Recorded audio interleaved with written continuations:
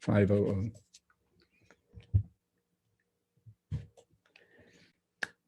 Hello, everybody.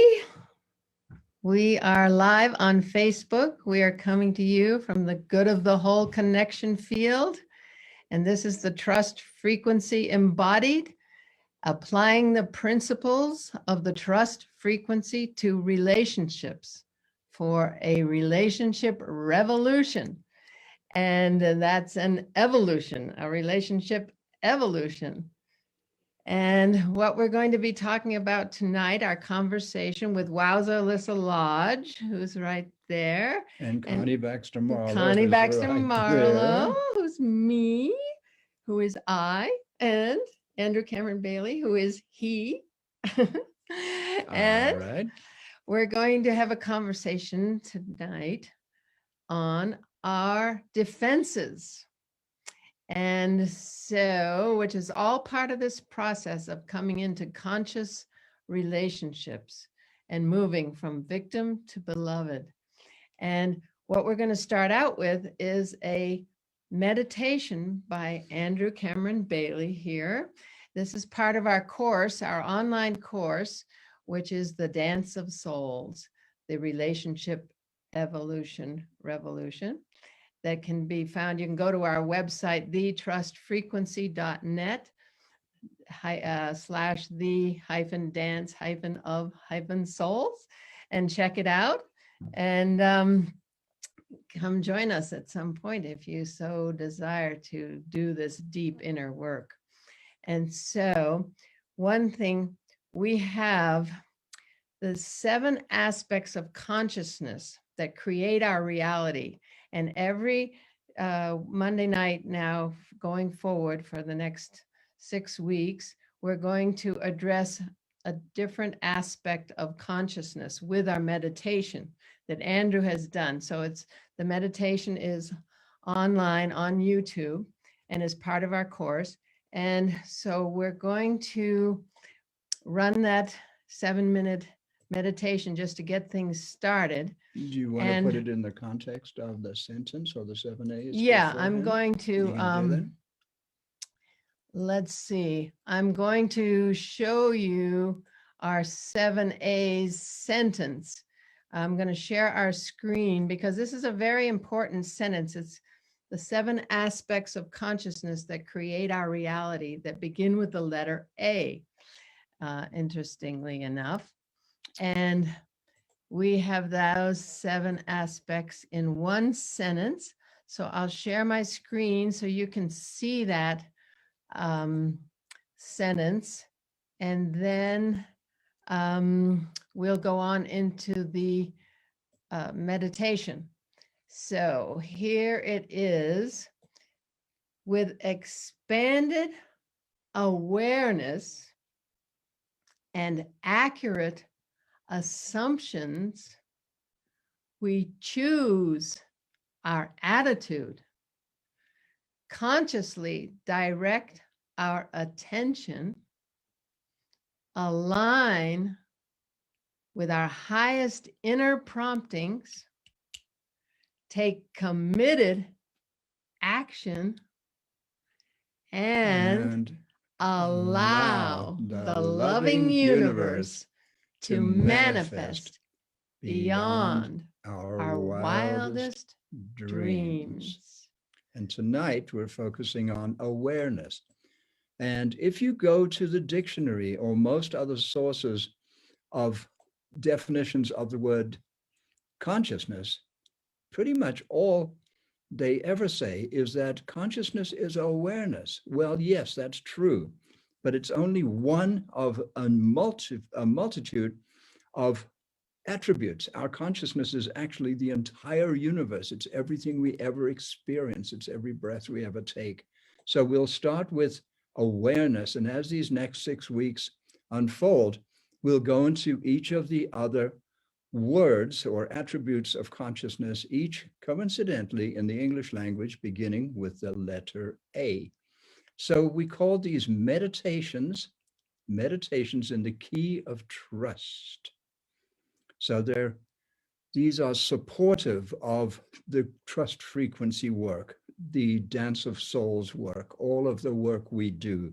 So these meditations are, in a way, they're shamanic journeys into an attribute of the states of consciousness that we as humans experience. So thank you. That create our Welcome. reality. They create our Yeah. vibratory level, thereby our frequency, thereby our reality, because the different frequencies have different laws, and we have the free will to choose our frequency once we understand what actually creates our vibration as requests to a conscious, loving universe. That's what we say, is that the universe loves us so much, it gives us everything we ask for. And these 7 A's, these 7 aspects of our consciousness, are our requests to this conscious, loving universe. And then the physics of it is that it's a vibratory level, it's a frequency thing.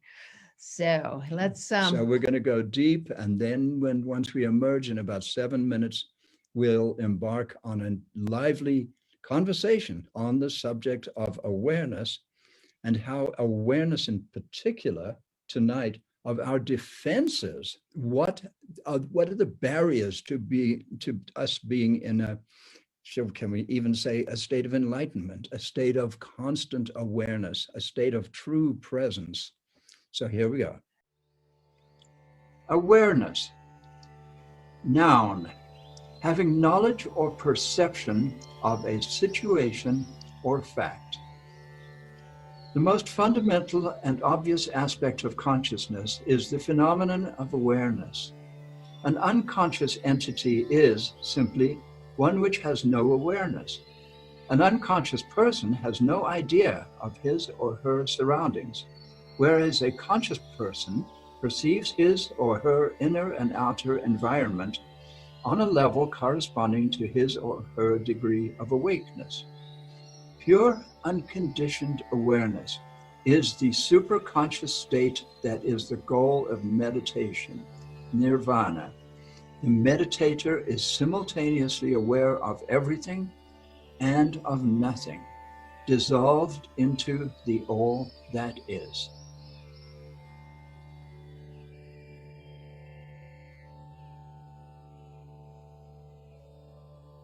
Welcome. This meditation is focused on the subject of awareness. Awareness is the most fundamental aspect of consciousness, and we as humans can play around with the degree of awareness. We can be aware of anything we choose to be aware of.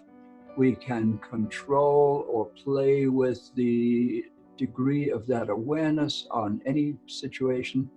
And we can also let go of the awareness of certain things. If I, for example, have a pain in my body, I can get beyond that. I can let it go and succeed in meditating, even though perhaps my back is hurting. But it's not. I'm sitting here in perfect comfort and warmth and peace, and I trust you are too. And let us close our eyes and go within, into the silence, into where the only sound is that of our breath moving in and out of our bodies. And the only thing we are aware of right now is that breath. As we take a deep inhalation, and at the top we hold it just a little, no strain, and we let it go.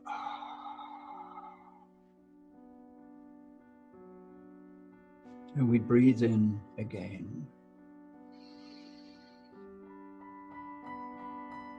And we hold it, and we let it go. Feel free to make a sound as loud as appropriate for your situation. And last time, let us take one last beautiful, deep, cleansing breath.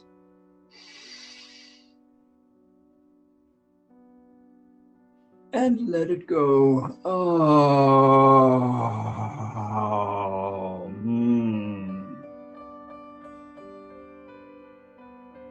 And come to your center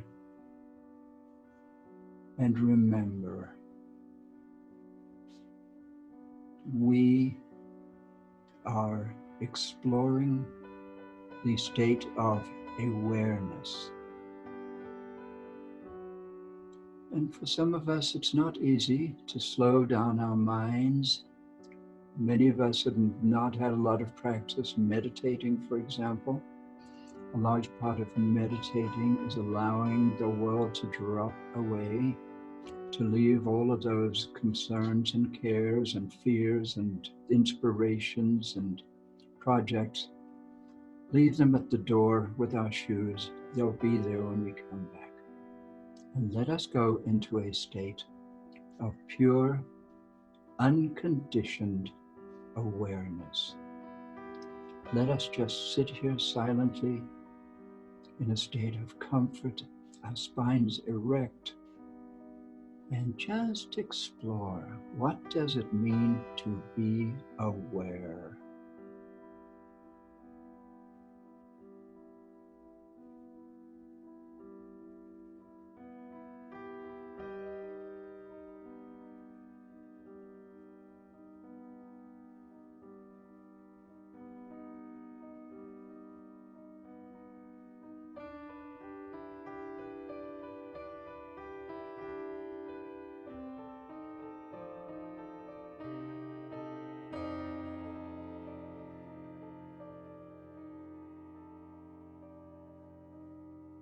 And when you're ready,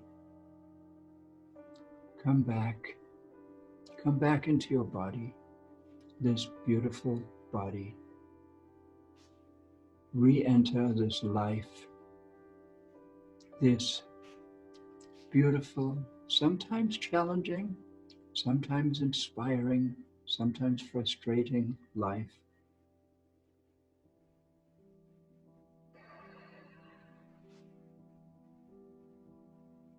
And be aware that we're part of a pulsing energy field consisting of, at this point, something like 7.5 billion human beings who cohabit on planet Earth with us, and countless millions of other species, all existing at this very moment, and who knows what on other planets in other galaxies. Here we are, here I am, here you are. So when you're ready, open your eyes. And here we are, back in the room together. And I wish you well and happy exploring as you go forth on your day. Thank you.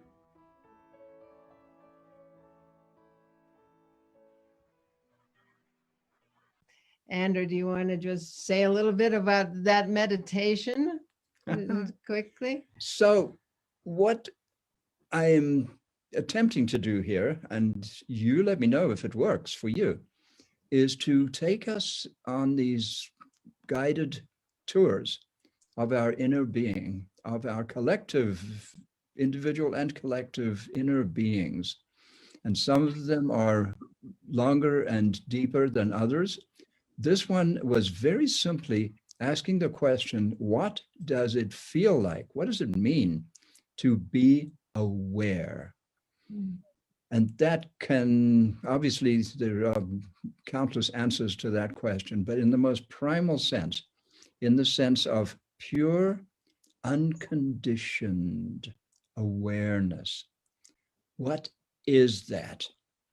And one of the answers that I get to that when we go really, really deep, when we go into the pure, unconditioned awareness that is the conscious, loving universe, we find ourselves in a place that is beyond time, that's actually permanent, sort of beyond the Big Bang and any of those things to do with time and 14 billion years and all of that. We are in a place of permanence and in a place beyond space. We're actually entered that space which the Sufis call the real, al-haq, the real. And then all of this manifestation, in a certain sense, is an illusion. It's a projection, the holographic universe exploring its own nature. And each of us as a sensory organ of that holographic universe. It's extraordinary. This universe actually needs us, needs me, needs you, needs each and every one of us. We're actually essential to the whole, so that the whole can have the experience of being whole. Wouldn't be whole if I got up and left the room, would it? So awareness, what does that mean? And how does awareness contribute to our practical day-to-day lives? The more aware we are, I would propose, the better our lives are going to be. The less aware, the more problematic life can become. Yes, and roving sensory organs of the divine. He called it the holographic universe, which is the scientific explanation, but we call it the consciousness of unconditional love, that we are that manifestation of unconditional love coming to understand itself. And so what we want to, does anybody have any thoughts on awareness? Because we're going to move into the awareness of our defenses in relationship. But if anybody wants to offer a brief thought on awareness in general, we'd love to hear it.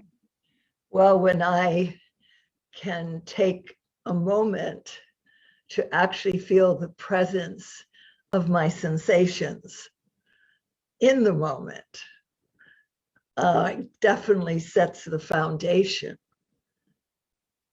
to be able to feel, to see, to hear more clearly what is, the big what is, right? Yeah. When I split off and kind of rummage in the past or project in the future, it can get less, like, I don't know, that'd be interesting in terms of bringing awareness into past and future. Andrew, is there such a thing?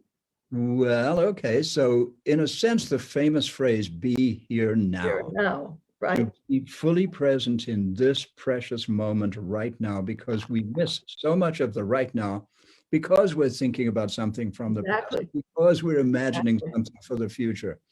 But those things are not the real that we were just talking about, experiencing. Though the only thing that's real is this precious present moment. And yet somehow it contains all of what we think of as the past. It contains all of what we think of as the future. And what an extraordinary thing that we live, that our minds, our thoughts, our consciousness is so flexible that I can suddenly place myself on the dark side of the moon and imagine what it's like living in a dome on the dark side of the moon, looking into the blackness of space. I can do that in a microsecond. So what an extraordinary ability we have. And that was an example of one of the next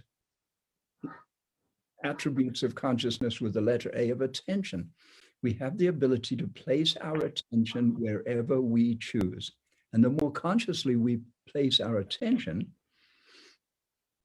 because oftentimes it's unconscious, we're in regrets, we're into wishes and hopes and desires and, oh, I wish I'd done it this way, or whatever it was. So it seems that part of the essence of the eternal spiritual practice of all the way back, as long as our species has been around, to be right here, right now, in this present moment.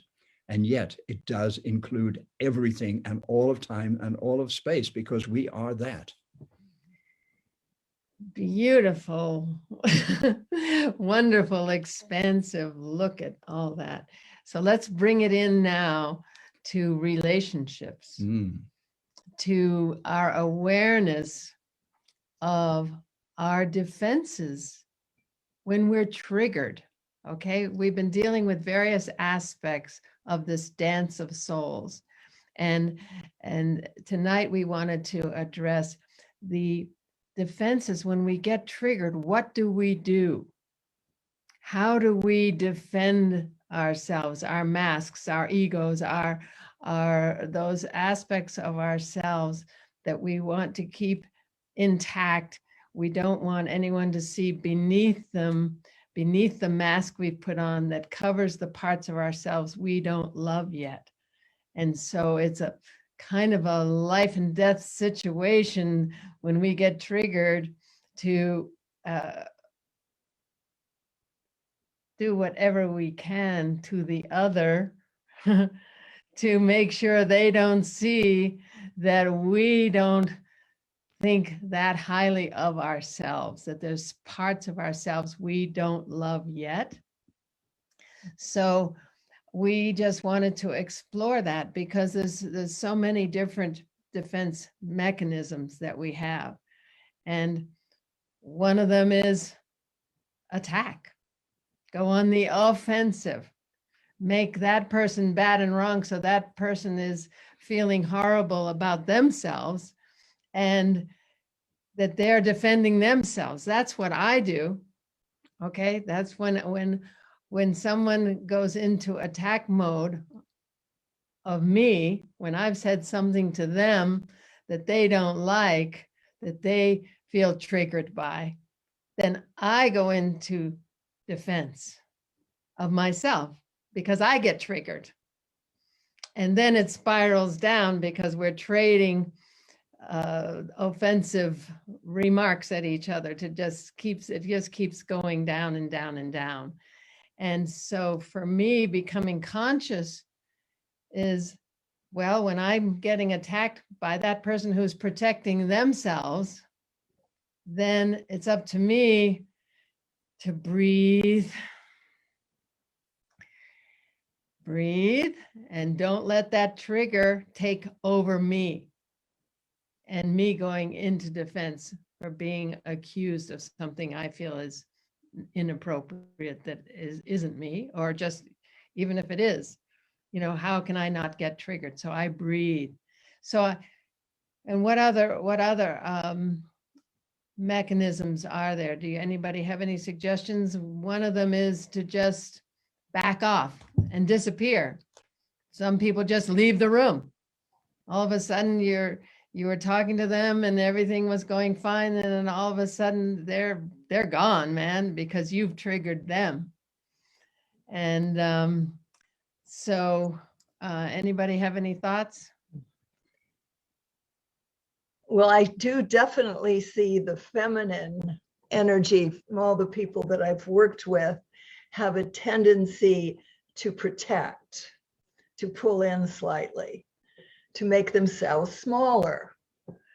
And masculine, the male has a tendency to push forward, to pull literally their body language in a more externalizing defense, protect, defense.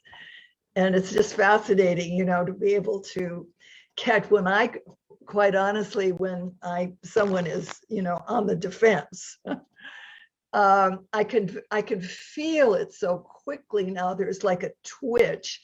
It's very subtle, but where I get smaller, almost instantly, I pull in, I contract. That's funny because I get bigger. Yeah. Yeah, so that's so in other words, in a way, that is surrender. I'm going to make myself small so I won't be threatening, so I won't endanger the obviously more powerful one. And some of us do that. We just kind of shut down and we know where those boundaries are, and we don't go beyond that. So what we're seeking, I believe, is partnership, is balance between the male and the female within ourselves. Connie often says, I'm more balanced to my feminine and she's more to her masculine. So we've had some rip-roaring adventures. You probably would believe it, but I don't think any of you have ever actually seen it. Huh? But it turned out we got together in our, late 50s. Yeah. And we felt that we'd gone through our marriages, we'd gone through our kids, we'd done all the things you have to do, we'd worked it all out in those other relationships, and we could have this perfect, gentle relationship, and we could just sort of bask in the limelight. Ha ha. The stuff goes on and on and on, because in fact, it is in my personal experience, as it's my entire lifetime. And if there are, and I believe there are, multiple lifetimes, and obviously in the sense of multi-generational wounds or multi-generational attitudes within our families, we are simply the current representative of something that goes back thousands and thousands of years. So there's no shortage of material to work with here. And so, Wowza, what I love about working with you is that just tapping into that material and then acting it out. I often find myself, if we're in a situation, I actually don't mind it. I think if we can just keep a sense of humor. Yes. I can just not take myself too damn seriously. Play with it. Right. Play with it all. Yeah. The universe has an outrageous sense of humor, and we can be really, really foolish, or I can. I'm not going to say that about anybody else. But, right? So in one sense, it's this extraordinary game that we can play. Not a game in a trivial sense, but a game in a profound sense. This remarkable thing that we call life experience. And I believe that we literally come here for the main purpose is to learn and grow, as Connie loves to say it, to learn and grow on our soul's journey to wholeness, to the unity from whence we came, to which we return. And here we are, we're these very vulnerable beings. We emerge through the birth canal, and boy, are we vulnerable, sensitive. And how to do that in relationship. I mean, we could each back off and go into our own little shells, and a lot of people do that. But how do we have a successful relationship where we trust the other to the point that we let those defenses down, that we and finally we realize we don't need them anymore.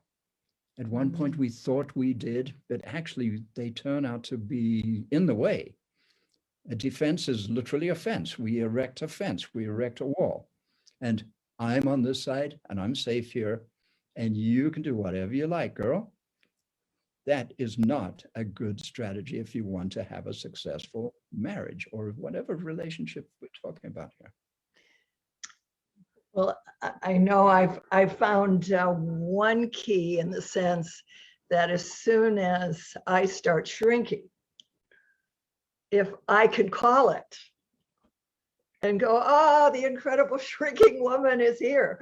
And like, oh, there she goes. I mean, look at this, the shoulders of this. And if I can just, there's been some research on this. They used to call it, I think it was Gay Hendricks. He has a version of this. He calls the 10-second miracle. That if you can just take that 10 seconds, no more, and just describe sensations of what you're actually experience from the projection of, let's say, defense, and you go into protection. And if you can just go boom, boom, boom, this is what I'm aware of doing. I'm holding here, I'm doing this, I'm doing that, and then be quiet. Just be quiet.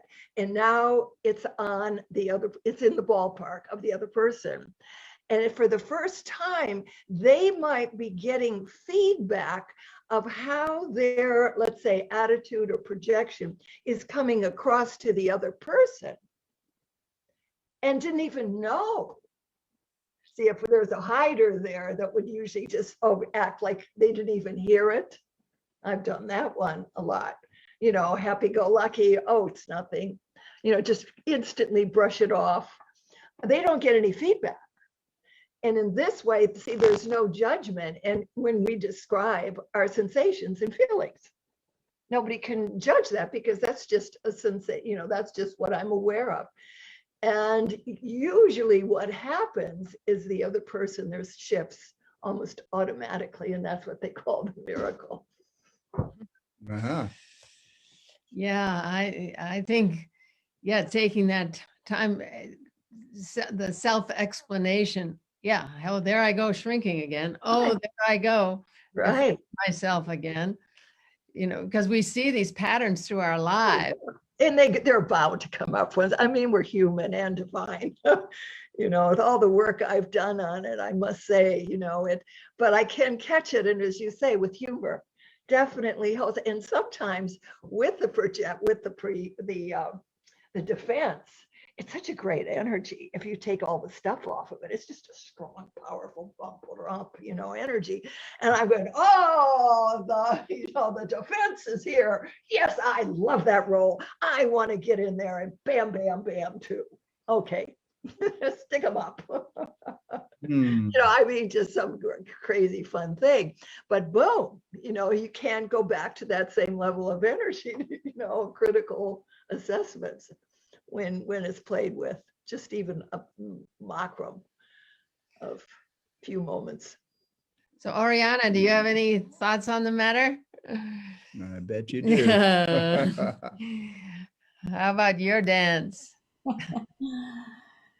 Well, you know, it's interesting. I was just kind of reflecting on growing up with two older brothers, one of whom was my big brother, who was quite a bit bigger. And we had a saying in our house, Ron's way or the wrong way. So, and he had quite a temper. And so it was my fault no matter what. So I learned just to admit it was my fault, you know, just straight up. The quicker you admitted it was your fault, the easier it went. There was no, you know, there was no justifying your actions or trying to create. No, you were wrong. He was right. Yeah. But now my other brother was more my size, and so if he pounded on me, I'd pound him back. So, so I had this kind of, now which way do I go now? But I noticed that Randall is really good about apologizing and just, I'm sorry, you know, smoothing things over. And he's much faster at it, I would say, than I am, as far as just being willing to say, hey, this isn't going the way we want. And Whoa. so I'm learning from him that I don't have to defend myself, because I do notice that I tend to like not want to apologize because I just got pushed into it so much as a kid, I think. So, yeah. So if we truly trust the other, do we really have to defend ourselves? Right. If I truly trust you, I can be a complete idiot and still be safe and still make myself as vulnerable as all get out. And yet I am still safe because I know you love me. I know you're trustworthy. And at the highest spiritual level, actually, you are a mirror of myself.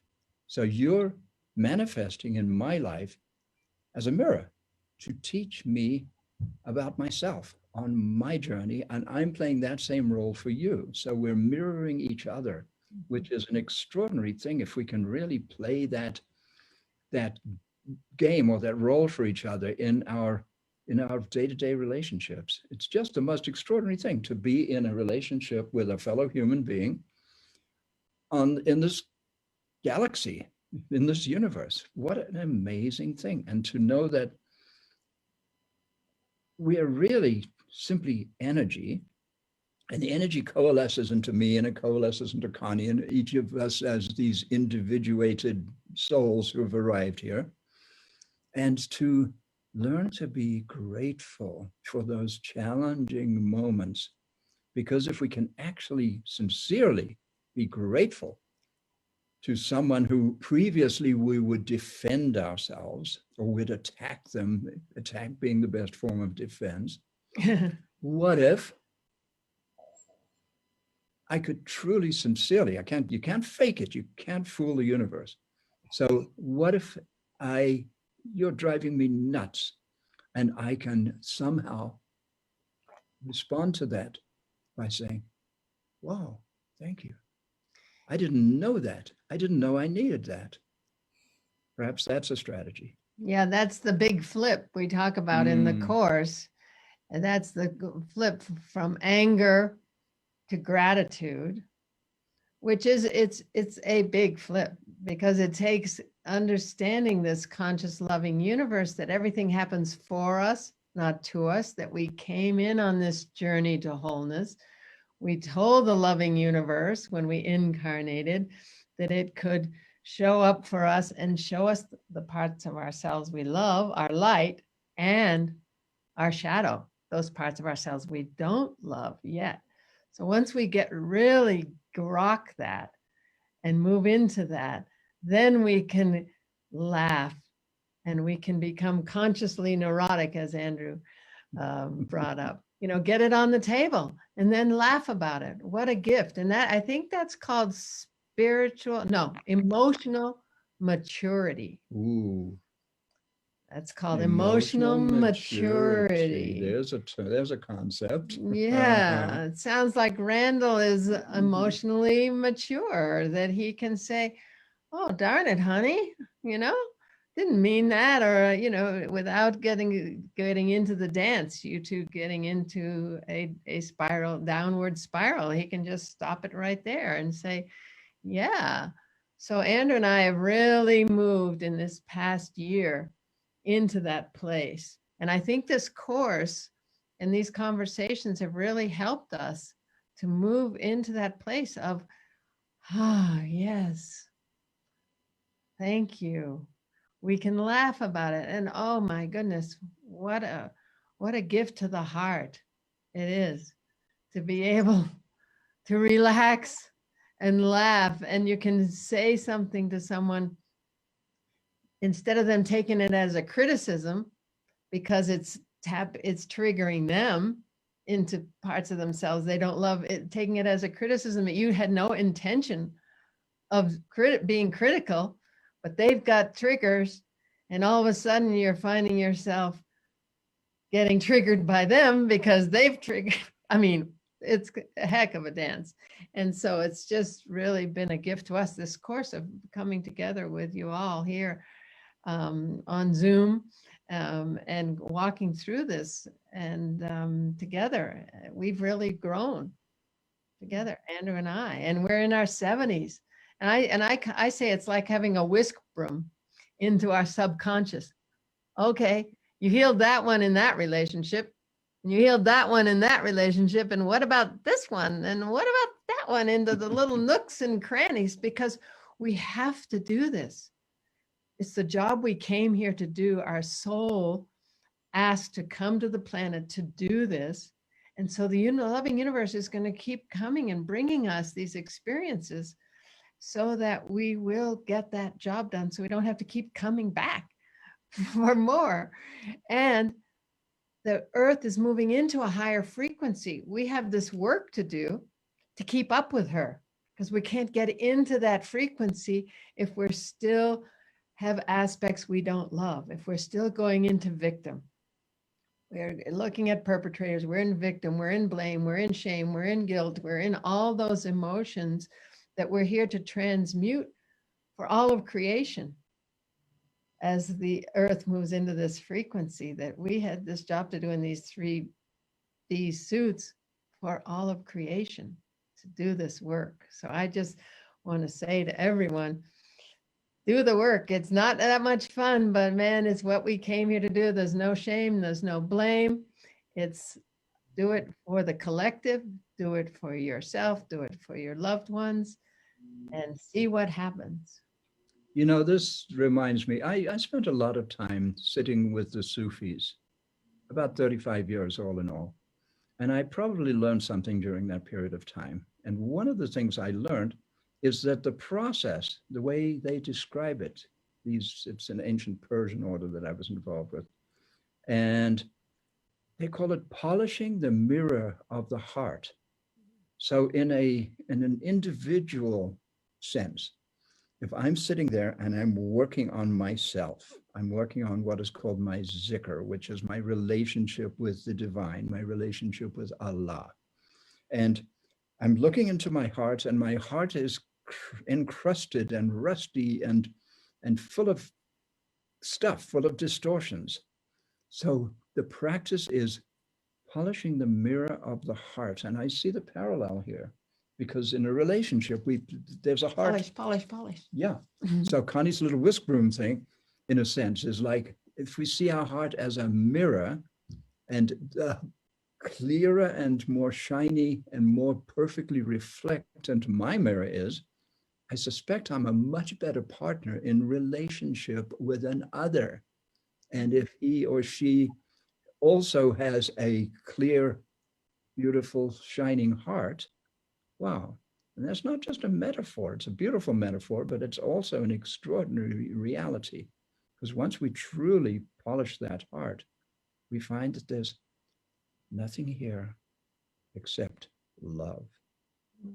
And once there's nothing here except love, tell me where the problems are. Tell me why I need defenses. Tell me why I'm not just supremely confident in every breath, because I trust, first and foremost, myself. I trust the loving universe, and I trust every manifestation of that loving universe who shows up in front of me. Looks like this one right now. Yeah. Hi, darling. Yeah. So, yeah. Yeah, it's quite a dance. Quite a dance. So then perhaps the biggest thing we can say to somebody is thank you. Really, that's Oh, let's see. really There's a defense thing happening here. Where am I defending within myself? Yeah. Oh, there's somebody that's just walking away and oblivious to anything here. Where am I? What part of me is oblivious to the awareness of the moment? I don't, to that there's only one of us loving it all.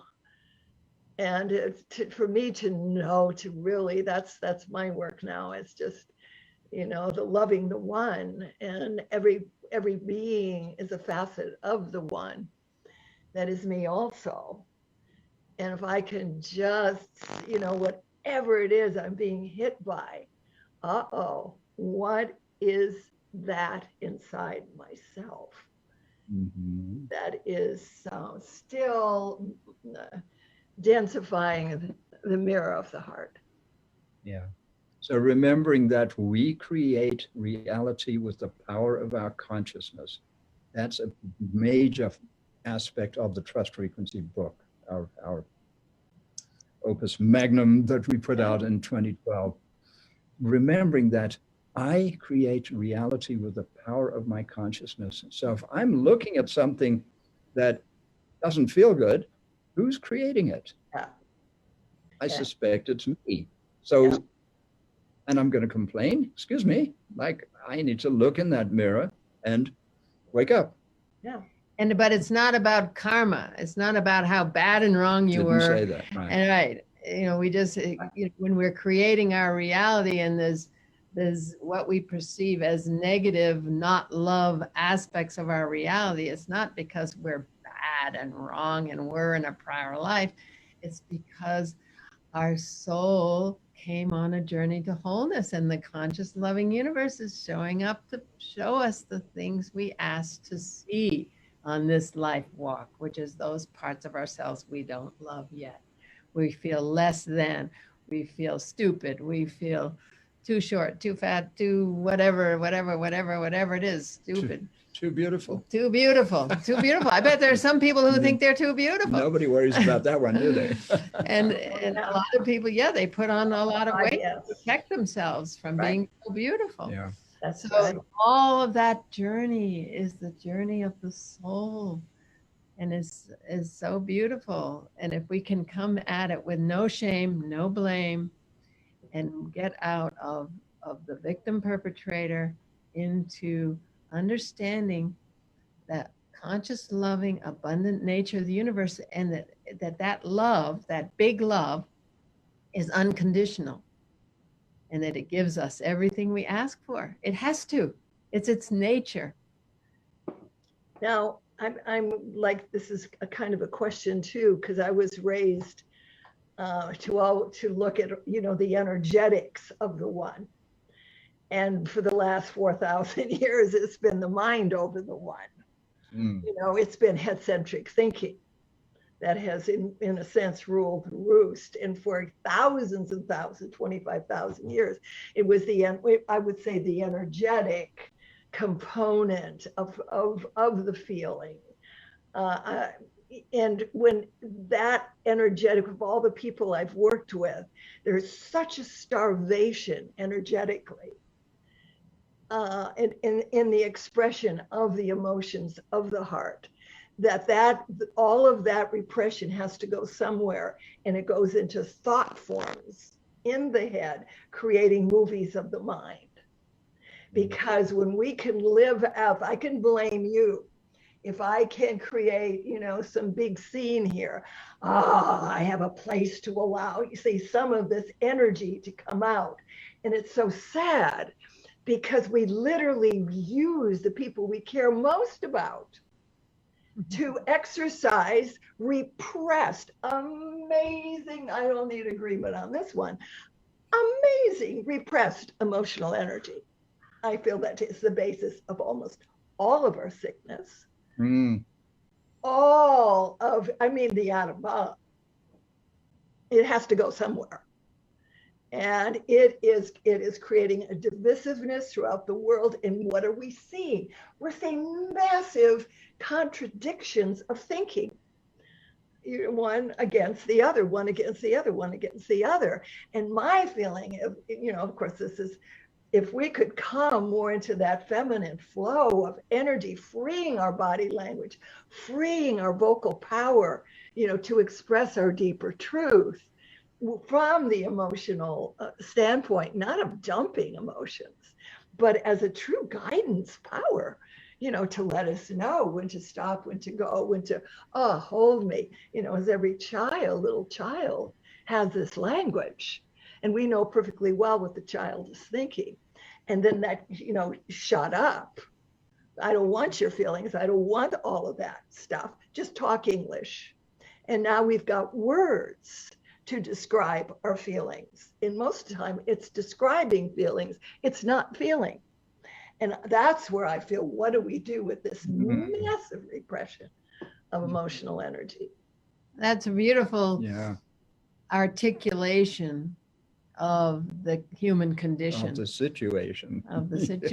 And and I look at it in a complementary fashion, that we've had a job to do, that the earth has been in a lower frequency, and all those thousands of years you've been talking about, and we've been on this evolutionary spiral, and as the earth has moved into higher frequencies, we've evolved, and now the earth is moving into a much higher frequency, so that our job has been to transmute those energies of separation, fear, scarcity, and all the systems that we've built that on those lower frequency energies are breaking down now, because we're moving into, we're graduating, we've done the work, we've had wars and separation and all the nasty stuff that's come, and now we're choosing something else, and you can hear it in the consciousness fields and throughout the Americas and throughout the world with the indigenous peoples on Zoom. We're just hearing, yeah, it's time now. The earth is going to start speaking to us more fully, and the trees and the everything. We're going to that veil that separated us from the cosmos and from the earth and from each other is thinning, thinning, thinning.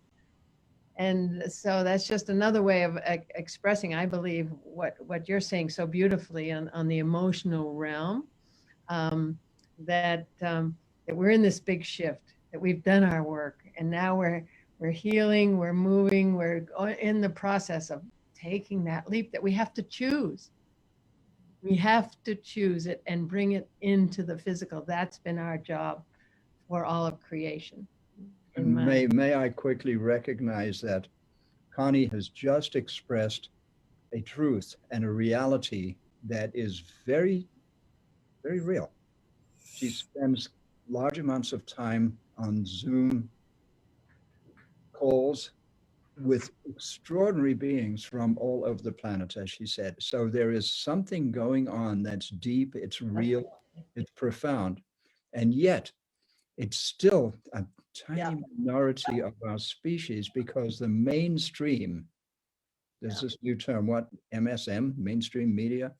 If we just look at what, presumably, I think it's correct to say that the sort of the hypnotic devotion of so many people to the news cycle and all of these, it is being a challenging time.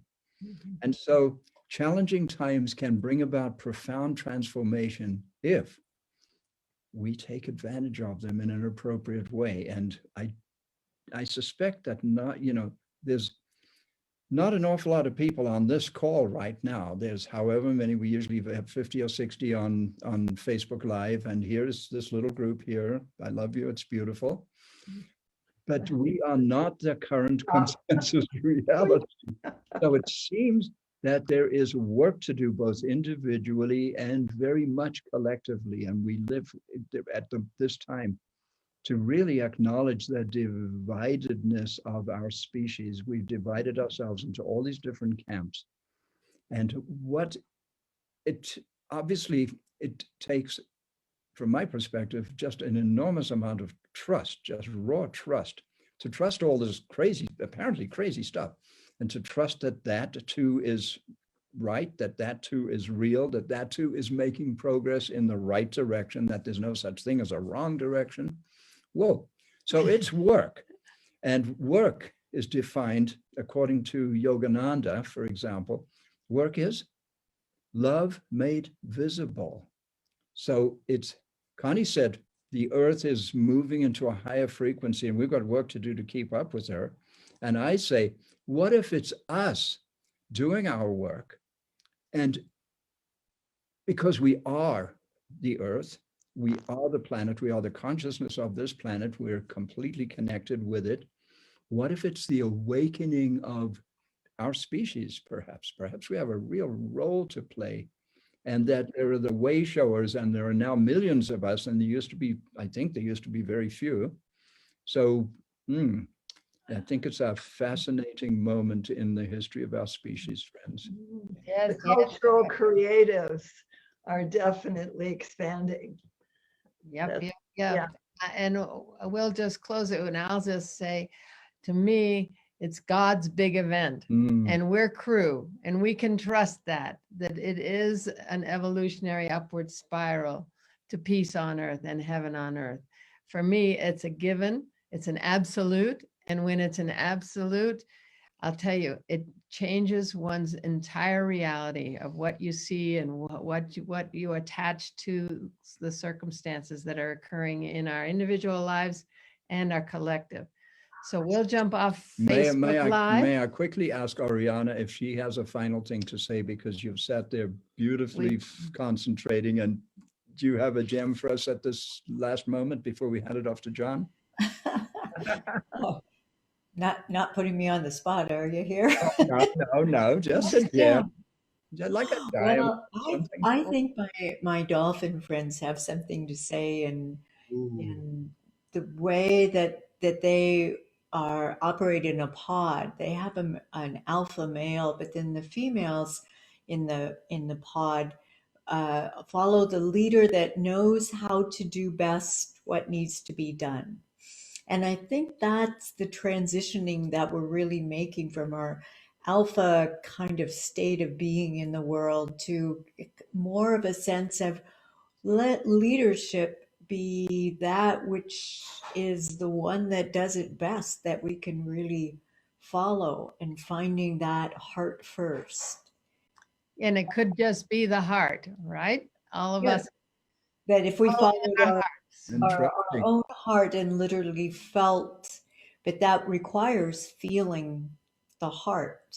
And Yeah. that requires, I think, going through a lot of these repressed emotions that you're describing, so that it isn't a either or kind of opportunity. It's a let's dive deeper and let's emerge more. And that happens simultaneously. Oh, Wow. beautiful. That's a great Talk, gem, talk, dear talk about a Ariana. gem. Yeah, talk about a gem. Thanks for bringing in the dolphin. We have to thank our dolphin friend here. They're Yes, always our friends. Thank you, thank you, thank you. Wow. So we'll jump off Facebook Live All now. right. Thank you, friends. Thank Much you, love. everybody. Much love. See you next Monday.